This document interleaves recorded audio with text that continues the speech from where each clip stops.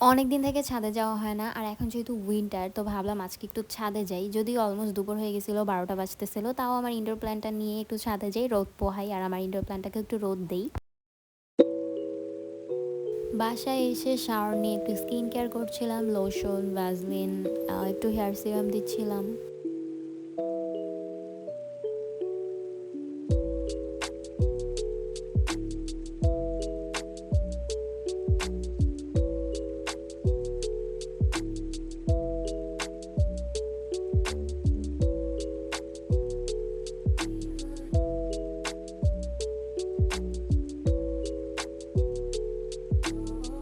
দেন সন্ধ্যাবেলা আমার ২ টা ফ্রেন্ড আসে। ওদেরকে নিয়ে ছাদে চলে যাই। চা, কফি, বিস্কিটস এগুলো নিয়ে আড্ডা দিতে কফি খাই।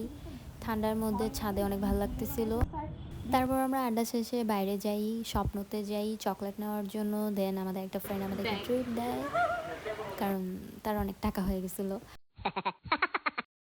তারপর আমরা ট্রিট নেই, খাওয়া-দাওয়া করি, আবার গল্প করি। তারপর সবাই সবার বাসায় চলে যাই।